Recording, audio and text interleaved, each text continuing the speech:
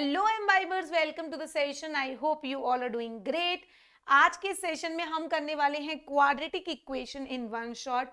Session में पूरा quadratic equation एक वन शॉट में कवर करेंगे। इन द प्रीवियस लेक्चर हमने पेयर ऑफ लीनियर इक्वेशन किया था वन शॉट में, और मैंने इसी तरह से आपको पॉलिनोमियल्स और लीनियर इक्वेशन और उसके साथ साथ रियल नंबर्स वन शॉट में ऑलरेडी करा दिया है। ओके, सो अगर आप लोगों ने वन शॉट के पुराने लेक्चर्स नहीं देखे हैं तो आप उनको इजीली देख सकते हो। इसी के साथ साथ स्टार्ट करने से पहले मैं खुद को इंट्रोड्यूस कर देती हूँ। Myself Surabhi Gangwar. एम्बाइब के प्लेटफॉर्म पे मैं आपको मैथमेटिक्स पढ़ाती हूँ, having 9 years of teaching experience, tutored and mentored lots of students for various competitive exam as well as a school exam.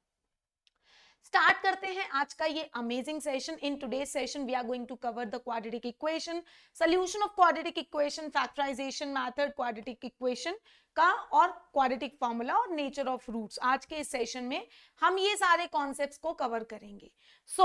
क्या होती है क्वाड्रेटिक इक्वेशन ये समझते हैं। हम लोगों ने पॉलिनोमियल चैप्टर पढ़ा है क्लास 9th में भी, क्लास 10th में भी। तो अगर कोई पॉलिनोमियल है p ऑफ x, वो एक क्वाड्रेटिक पॉलिनोमियल है, लेट्स सपोज px एक क्वाड्रेटिक पॉलिनोमियल है, तो अगर मैं उस px को इक्वल्स टू 0 करके लिख दूं तो वो एक क्वाड्रेटिक इक्वेशन बन जाती है। मतलब अगर मैं आपसे कहूं कि ax square plus bx plus c एक क्वाड्रेटिक पॉलिनोमियल है, तो अगर मैं ax square plus bx plus c equals to 0 कर दूं, so this will be a quadratic equation. ये आपका एक क्वाड्रेटिक इक्वेशन बन जाता है। ठीक है, सिंपल। अच्छा, तो general form of the quadratic equation is ax square plus bx plus c equals to 0 and the mandatory condition that a should not equals to 0, क्योंकि अगर a 0 हो गया तो ये x स्क्वायर का टर्म 0 हो जाएगा और फिर ये एक लीनियर इक्वेशन बन जाएगी। तो a b c real number हो सकते हैं, बस a के लिए मैंडेटरी कंडीशन है कि वो 0 नहीं हो सकता। b and c can be 0, because अगर b 0 हो गया तो ये ax स्क्वायर प्लस c रहेगा, ये भी एक क्वाड्रेटिक इक्वेशन ही रहेगी। और अगर c 0 हो गया तो ये ax square plus bx equals to 0 रहेगा, ये भी एक क्वाड्रेटिक इक्वेशन ही रहेगी।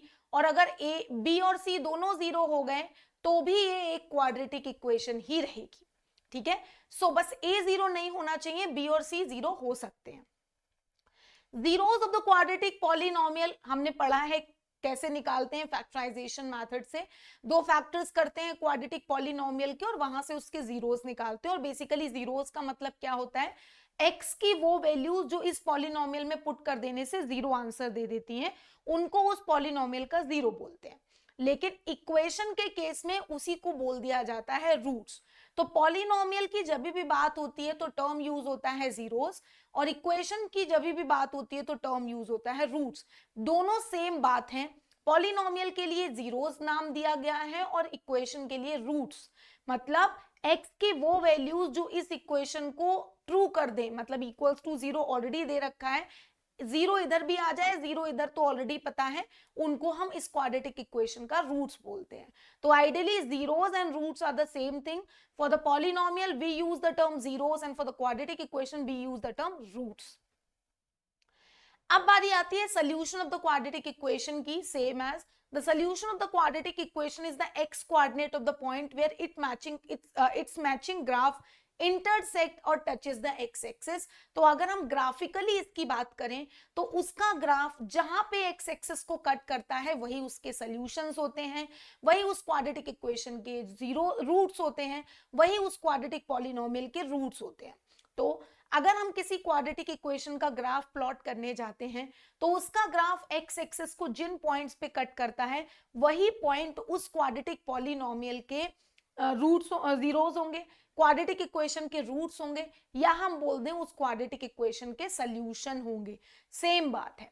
ठीक है, तो क्योंकि क्वाड्रेटिक इक्वेशन की अगर हम इस क्वाड्रेटिक इक्वेशन की बात करें तो अगर हम इसके फैक्टर्स करने जाएंगे तो इसके फैक्टर्स अगर हम करने जाएंगे तो जो भी इसके फैक्टर्स निकल के आएंगे, जो भी इसके जीरोस निकल के आएंगे, जो भी इसके रूट्स निकल के आ जाएंगे, वो इसका ग्राफ एक्स एक्सिस को उसी पॉइंट पे कट करेगा। ठीक है, तो ये सिंपल सा एक डेफिनेशन, एक सिंपल सा फंडा है। Now how to solve a quadratic equation by using the factorization method. We have already learned this method in class 9th. हमने क्लास 9th में फैक्टराइजेशन मेथड ऑलरेडी सीखा है, बट स्टिल स्टार्ट करते हैं क्योंकि इस चैप्टर में सबसे पहले वही है। सबसे पहला काम क्या करना है आपने, move terms to one side so that the equation equals to zero. सबसे पहला काम करना है कि सारे टर्म्स को राइट हैंड साइड कर लो सो दैट इक्वल्स टू में जीरो हो जाए। उसके बाद फैक्टर कर लो उस इक्वेशन के लिए, you can use any method. अगर आइडेंटिटी लग रही है तो आइडेंटिटी कर लो, कॉमन टर्म्स होके आ रहा है तो कॉमन कर लो, मिडिल टर्म स्प्लिटिंग लग रही है तो मिडिल टर्म स्प्लिटिंग कर लो, जो भी मेथड यूज हो रहा है उसको करके उसके फैक्टर्स कर लो और फिर ईच फैक्टर को इक्वल्स टू जीरो कर दो और वहां से फिर x की वैल्यू निकाल दो और उस वैल्यू को चेक कर सकते हो कि ये इसके सोल्यूशन है या नहीं है। तो मैं एक एग्जांपल से आपको इसे एक्सप्लेन करूंगी। सबसे पहले let suppose we are having this example. तो आपने सबसे पहले क्या करना है, इसके सारे टर्म्स को एक तरफ शिफ्ट कर लेना है। The first step, shift all the terms to the right hand side और लेफ्ट हैंड साइड।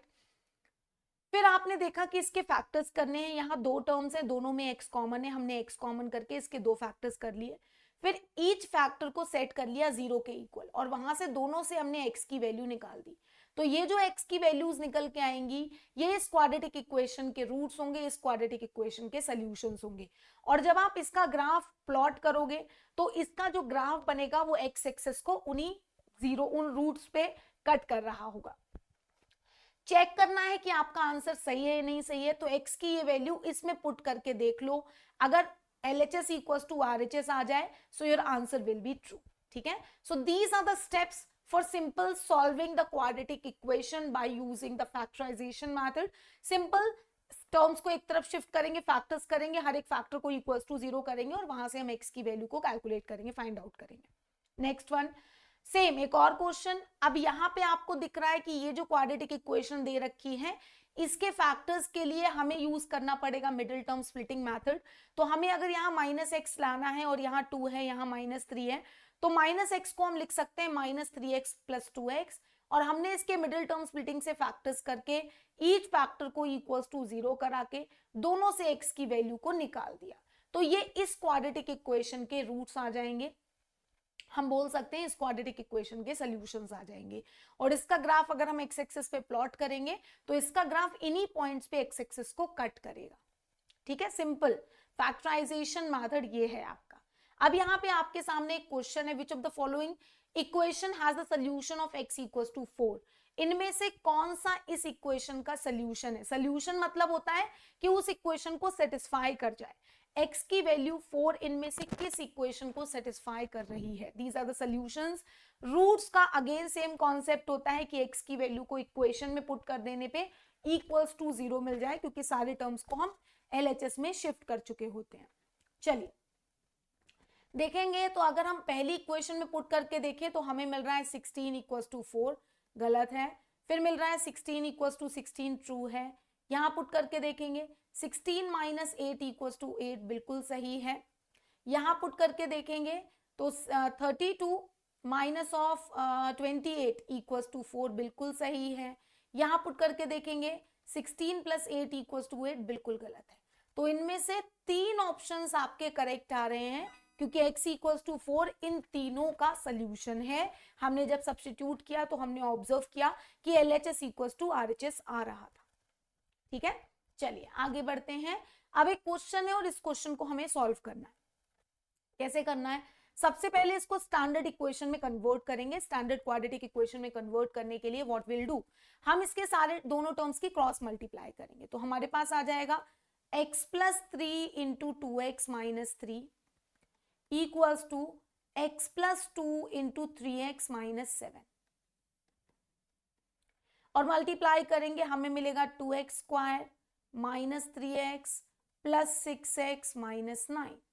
यहाँ मिलेगा 3x square minus 7x plus 6x minus 14। Simple simplify कर रहे हैं जस्ट हम। सारे टर्म्स को एक तरफ शिफ्ट कर लेंगे, तो मैं एक काम कर लेती हूँ, पहले इधर सिंप्लीफाई कर लेती हूँ।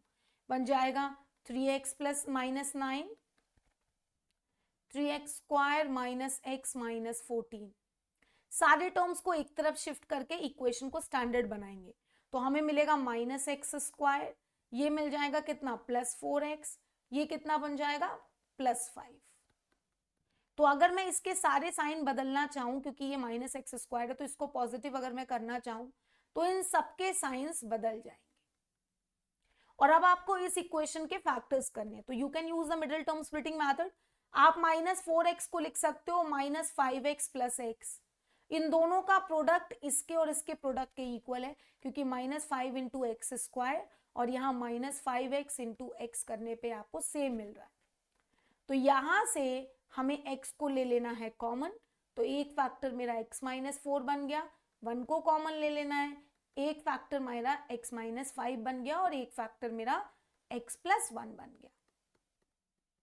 Set each factor equals to 0 और वहां से x की वैल्यू निकाल दो। हर एक फैक्टर को इक्वल्स टू 0 करके x की वैल्यू निकाल दो। ये आपके इसके सोल्यूशन आए हैं और वी कैन से इस इक्वेशन के रूट्स आए हैं। अब अगर आपको चेक करना है कि आपका ये आंसर सही है या नहीं सही है, so just substitute the value of the x in the given equation. Substitute कर लेंगे, तो सबसे पहले हम x इक्वल्स टू -1 चेक करेंगे, तो -1 + 3 अपॉन -1 + 2 कितना मिलेगा हमें, 2/1। LHS में 2/1 मिल रहा है, RHS में चेक कर लेते हैं, -3 - 7 डिवाइडेड बाय -2 - 3 -10/-5। अगेन हमें यहाँ पे 2 मिल रहा है, ठीक है। अब 5 पुट करके देख लेते हैं, LHS में पुट करके देख लेते हैं, 8/7, ठीक है। और यहाँ देखेंगे RHS में 15 - 7 डिवाइडेड बाय 10 - 3। अगेन हमें यहाँ पे भी वही मिल रहा है 8/7। तो दोनों से ये दोनों वैल्यूज के लिए LHS इक्वल्स टू RHS आ रहा है, तो both are the correct answer of the given question. दोनों इसके लिए बिल्कुल सही आंसर्स हैं, ठीक है। चलिए आगे बढ़ते हैं इसी के साथ साथ। नेक्स्ट आपके सामने आता है क्वाड्रेटिक फॉर्मूला। अब क्वाड्रेटिक इक्वेशन, हर एक इक्वेशन को मिडिल टर्म स्प्लिटिंग आइडेंटिटी से फैक्टर्स करना पॉसिबल नहीं है ना, या फिर किसी भी इक्वेशन में आपको हर बार इतना लेंथी प्रोसेस नहीं लगाना है। There is a formula, by using that formula you can directly use that formula for calculating the root of the quadratic equation।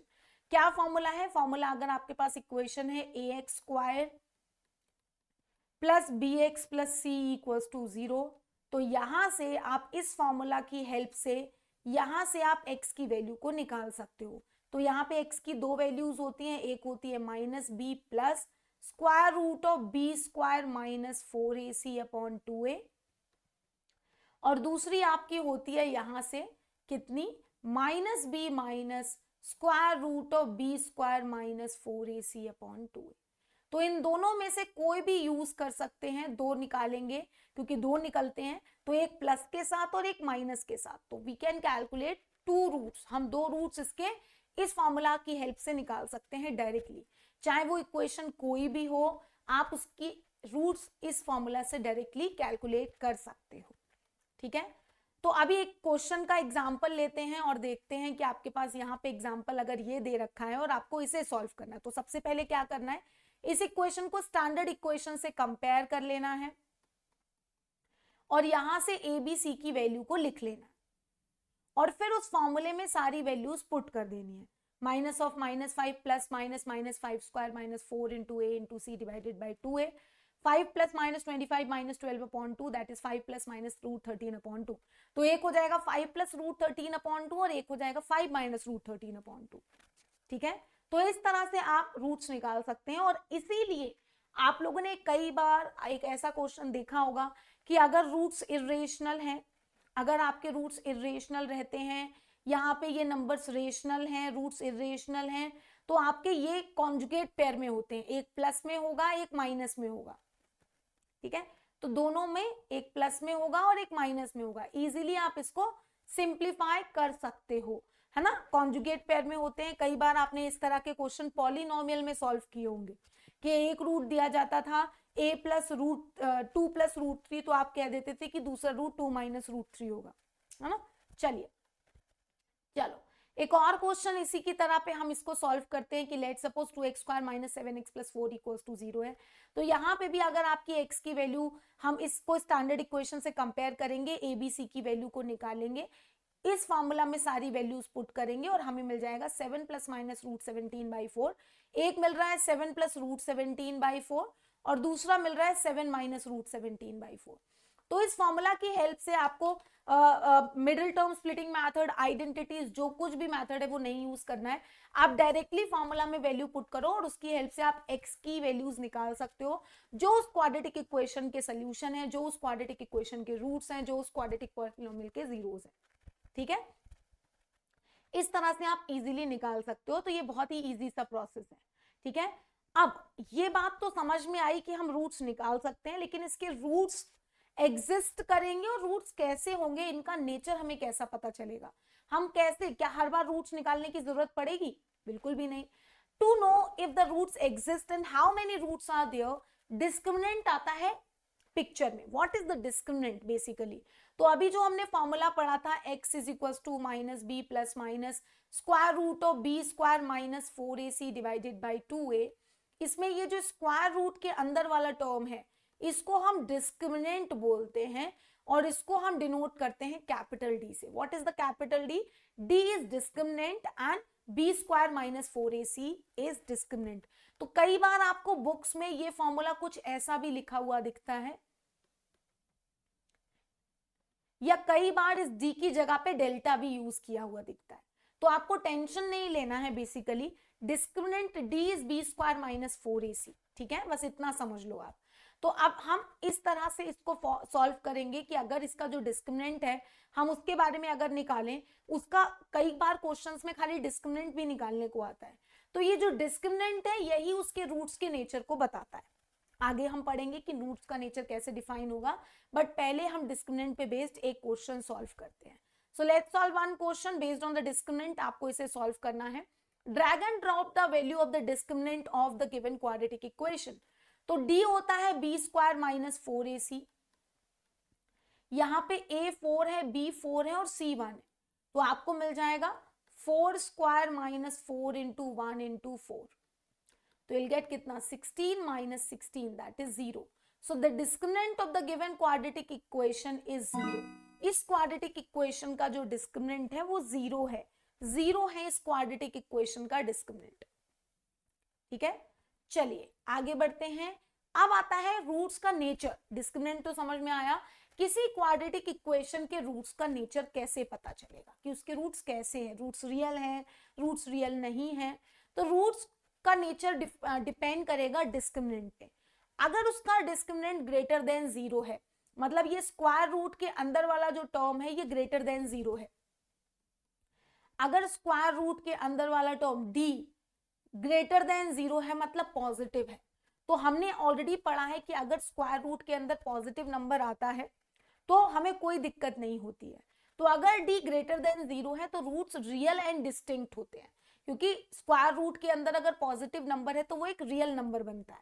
ठीक है, तो रूट्स कैसे होते हैं? रूट्स होते हैं minus b plus root D upon 2a real, और दूसरा रूट होता है minus b minus root D upon 2a।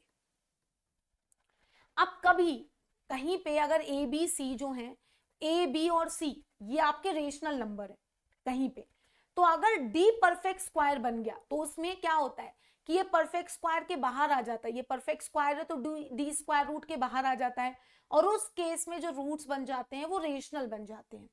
भाई अगर डी आपका 25 आ गया, ए बी सी अपने आप में रेशनल नंबर है, तो रूट्स कैसे बनेंगे?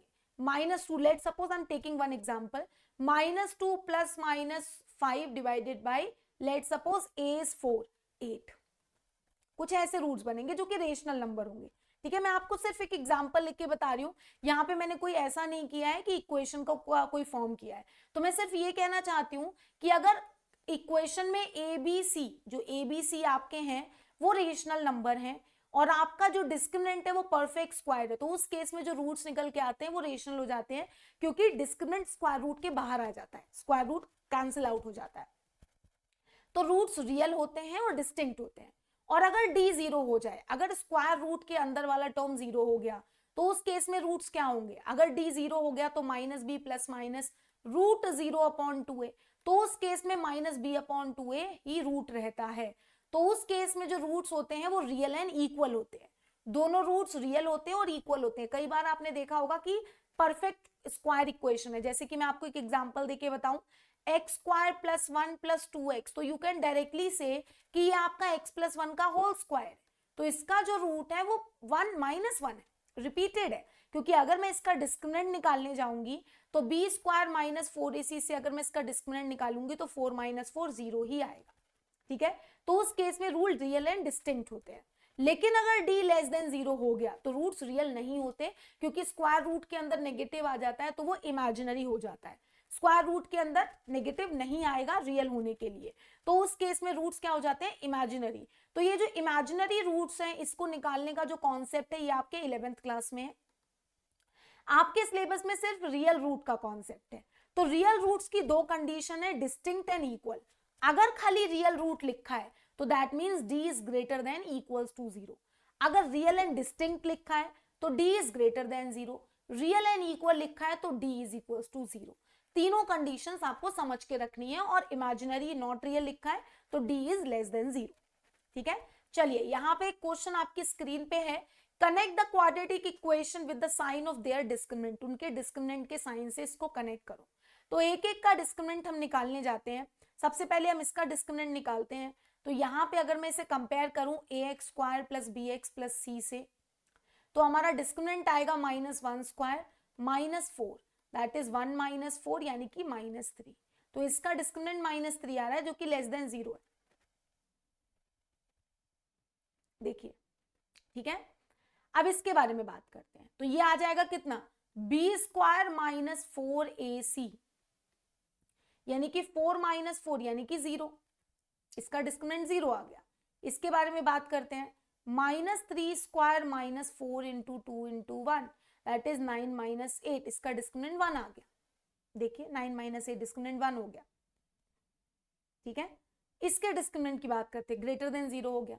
b square minus 4ac 1 square minus of 4 into minus of 3 that is 1 plus 12 यानी यस 13।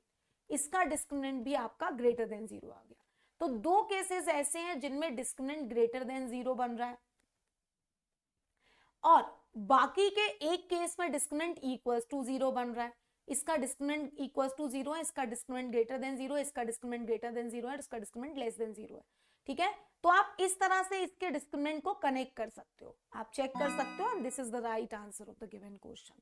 डिस्क्रिमिनेंट निकालने के लिए जस्ट आपको फॉर्मूला यूज करना है b स्क्वायर माइनस 4ac का, दैट्स इट, ठीक है।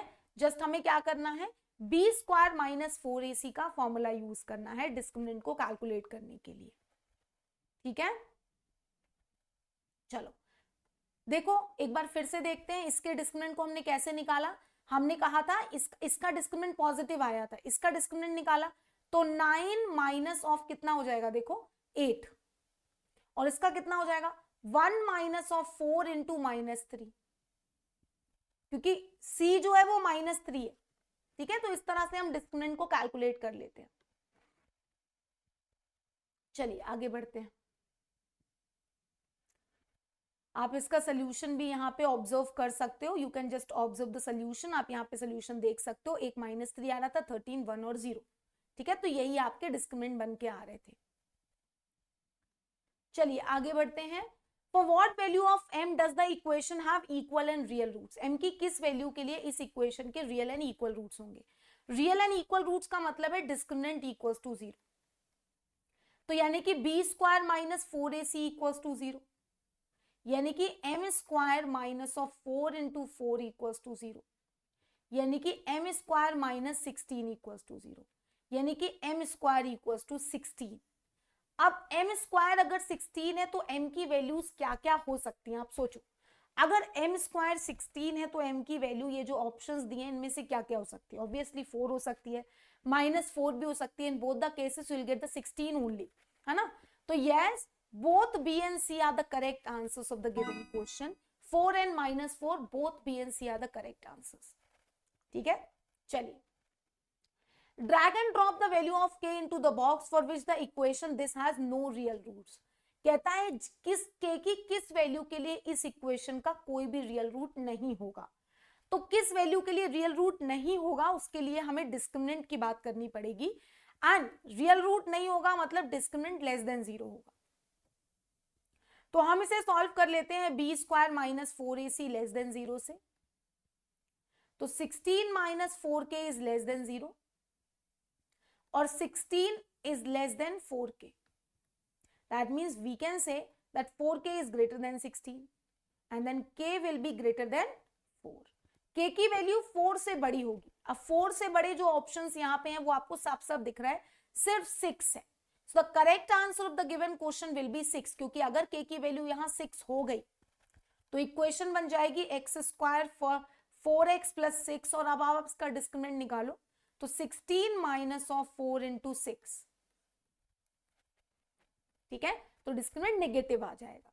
तो 6 is the right answer of the given question only, ठीक है, 6 ही इसका करेक्ट आंसर है। You can just check this. चलिए अब एक क्वेश्चन है, द क्वाड्रेटिक इक्वेशन हैज, इस क्वाड्रेटिक इक्वेशन के रूट्स का नेचर पूछा है, real and equal, real and distinct, no real, one real and one non real root. कैसे सॉल्व करते हैं इसको, स्टार्ट करते हैं। रूट्स का अगर नेचर पूछा है मतलब उसका डिस्क्रिमिनेंट निकालना है और फिर डिस्क्रिमिनेंट के बेसिस पे हम बताएंगे कि उसके रूट्स कैसे होंगे। तो डिस्क्रिमिनेंट को निकालने के लिए हम यूज करेंगे फॉर्मूला। तो यहाँ पे जो a है आपका वो 11/4 है, जो b है आपका वो minus of 11p plus q है और जो c है आपका वो ये पूरा टर्म, ठीक है। तो चलो स्टार्ट करते हैं डिस्क्रिमिनेंट निकालना, that is b square minus 4ac। तो मिलेगा minus of 11p plus q का होल स्क्वायर माइनस 4 इंटू 11/4 और c के साथ आपको मिल जाएगा 10p square plus 24pq plus 10q square, ये मिल रहा है। देखो अब 4 से 4 कैंसिल और यहां भी 11 स्क्वायर आपको यहां ऑलरेडी दिख रहा है, यहां भी 11 है, दोनों में आपको 11, इसमें भी 11 माइनस 11 स्क्वायर 11 स्क्वायर हो जाएगा, लेकिन इधर भी 11 है इधर भी 11 है, तो हम एक 11 कॉमन कर लेते हैं और माइनस का स्क्वायर तो प्लस हो ही जाएगा, तो बचेगा 11p प्लस q का होल स्क्वायर, ये बचेगा। देखो और यहां बच रहा है माइनस ऑफ कितना 10p square plus 24pq plus 10q square, और ये जो 11 कॉमन लिया था ये दोनों से लिया था मैंने, इधर से भी 11 और इधर से भी 11। अब अगर मैं इसको ओपन करती हूं तो मुझे मिलेगा 11p square plus 11q square plus of 22pq और ये कितना है 10p square 24pq minus 10q square और साथ में बाहर 11 मल्टीप्लाइड है। तो 11 बाहर मल्टीप्लाइड है, हमें उससे कोई टेंशन ही नहीं है, ये बन जाएगा p स्क्वायर, ये बन जाएगा q स्क्वायर और ये बन जाएगा माइनस 2pq। तो ये अंदर वाला टर्म जो आपका बन रहा है ये बन रहा है p माइनस q का होल स्क्वायर, यानी कि ये परफेक्ट स्क्वायर और बाहर 11 ऑलरेडी मल्टीप्लाइड है। अब आपको मैंने पहले भी कई बार ये चीजें बताई हैं कि अगर वो परफेक्ट स्क्वायर बन रहा है, अंदर वाला टर्म परफेक्ट स्क्वायर बन रहा है, दैट मीन्स क्या मतलब है इसका, इसका मतलब ये है कि ये जो अंदर वाला टर्म है ये पॉजिटिव है, क्योंकि किसी भी नंबर का स्क्वायर जो होता है वो पॉजिटिव नंबर होता है। तो p minus q square is a positive number and 11 is also a positive number, that means 11 into p minus q square will be greater than 0 and we can directly say कि इसके जो roots होंगे वो real होंगे and distinct होंगे अगर p and q आपस में इक्वल नहीं है।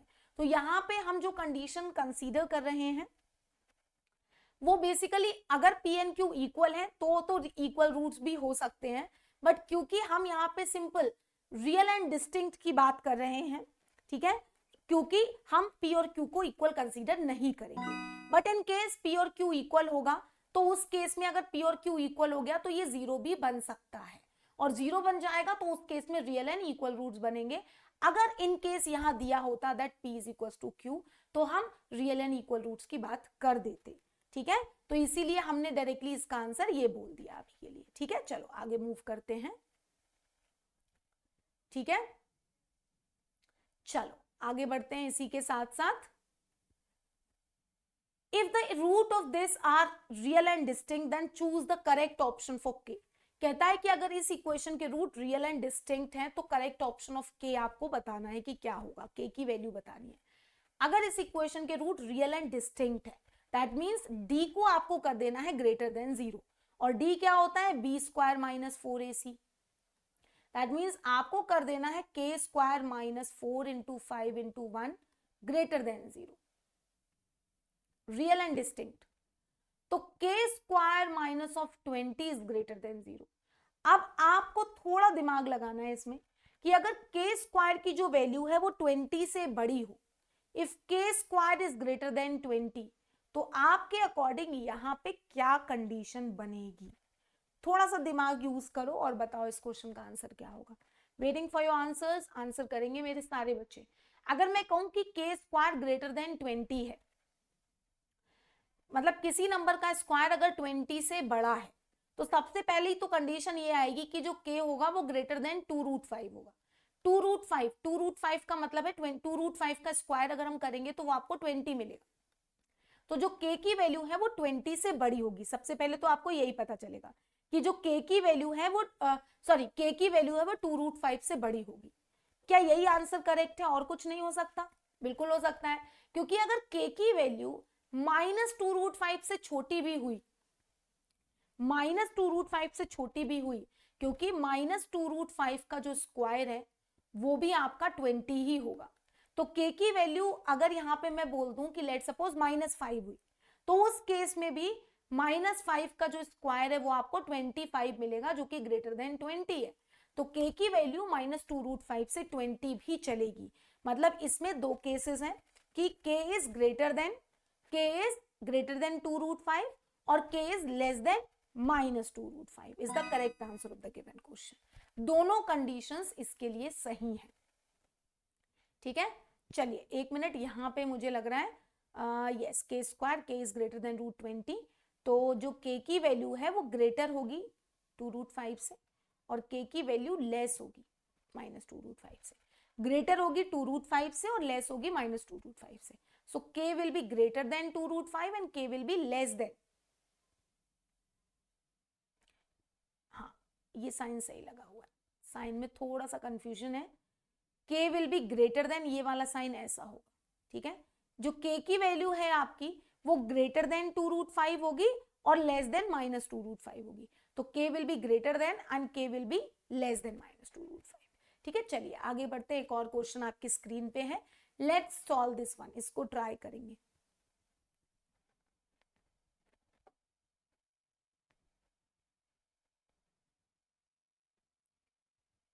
try everyone।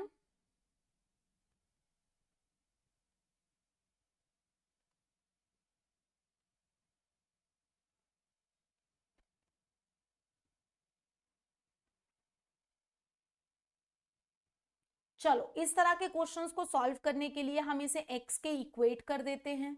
आप यहाँ पे एक चीज ऑब्जर्व कर सकते हो कि यहाँ पे कुछ चीजें ऐसी हैं जो रिपीट हो रही हैं। क्या रिपीट हो रही है देखते हैं। तो जो यहाँ पे लिखा है वही दोबारा फिर से रिपीट हुआ है, देखो फिर वही दोबारा रिपीट होगा। तो अगर मैंने इसे x बोला है और ये आपका n number times of infinite number of times add हो रहा है, तो मैं इस पूरे टर्म्स को इस x से रिप्लेस कर सकती हूँ, क्योंकि इनफाइनाइट में से एक कम कर देने पे कोई फर्क नहीं पड़ने वाला है। तो क्योंकि ये पूरा मैंने x एज्यूम किया है प्रोसेस में, तो उसमें से अगर मैंने एक टर्म इधर वाला हटा दिया तो उस पर कोई फर्क नहीं पड़ने वाला है। तो ये बन जाएगा मेरा x square is equal to 8 + 2x, और मैं इस इक्वेशन को लिख सकती हूँ x square -2x -8 equals to 0। And now you can just find out the value of x from here. तो हमें मिल जाएगा एक्स स्क्वायर -4x + 2x -8, तो एक मिलेगा x -4 और एक मिलेगा x + 2। देखिए, तो हमें यहाँ पे दो वैल्यूज मिल रही हैं, आप यहाँ पे देखो चेक करो, एक मिल रहा है x -4 और दूसरा मिल रहा है x + 2, मिल रही है दोनों वैल्यूज। देखिए अब x की वैल्यू, क्योंकि ये स्क्वायर रूट लगा है, स्क्वायर रूट के बाहर कभी नेगेटिव आंसर तो आता ही नहीं है। यहां से वैल्यू मिल रही है 4n -2, तो ये तो आंसर हो ही नहीं सकता, तो आंसर होगा 4 is the right answer of the given question. ठीक है, इस तरह के क्वेश्चंस को सॉल्व करने का जो प्रोसेस है वो सेम रहता है। अगर मल्टीपल स्क्वायर रूट्स लगे हैं तो हम इसको इसी तरह से सॉल्व करते हैं। ठीक है, चलिए आगे बढ़ते हैं। एक और क्वेश्चन आपकी स्क्रीन पे आपको दिख रहा है, the value of x satisfying this are, x की वो वैल्यूज जो इसको सेटिस्फाई कर रही है, मतलब इसके लिए आपको एक्स के इसका सोल्यूशन बताना है और वी कैन से इस इक्वेशन के रूट्स बताने हैं. So what I will do, हम इस इक्वेशन के फैक्टर्स करेंगे. ऑलरेडी मुझे यहाँ फैक्टर्ड फॉर्म दिख रही है क्योंकि इन दोनों को मल्टीप्लाई करके मुझे इसका और इसका प्रोडक्ट मिल रहा है. सो जस्ट मुझे बस ब्रैकेट ओपन कर देना है और उस पूरी इक्वेशन को सॉल्व कर लेना है. जस्ट मुझे इसका ब्रैकेट ओपन कर देना है और इस पूरी इक्वेशन को सॉल्व कर लेना है. तो मैं यहाँ से पी स्क्वायर एक्स कॉमन कर सकती हूँ, तो एक मिल रहा है एक्स प्लस पी, और यहाँ से मैं माइनस क्यू स्क्वायर, सॉरी यहाँ पे x plus one, minus q square common कर सकती हूँ, फिर मिल रहा है एक्स प्लस वन. तो दो फैक्टर्स मिल रहे हैं एक्स प्लस वन, और दूसरा मिल रहा है p square x minus q square equals to 0. यहाँ से एक्स की दो वैल्यूज मिल रही हैं, minus one and Q square upon p square. So you can just observe कि यहाँ पे आपका जो आंसर सही है वो ए है, minus q square upon p square and minus one, both are the correct answers of the given question. Already factored form थी, आप इसके लिए क्वाड्रेटिक फॉर्मूला भी यूज कर सकते हैं, बट क्यों करना है जब प्रोसेस इजी है, तो इतना लेंथी प्रोसेस क्यों यूज करना है. ठीक है, अभी एक क्वेश्चन है, the root of this equation are equal.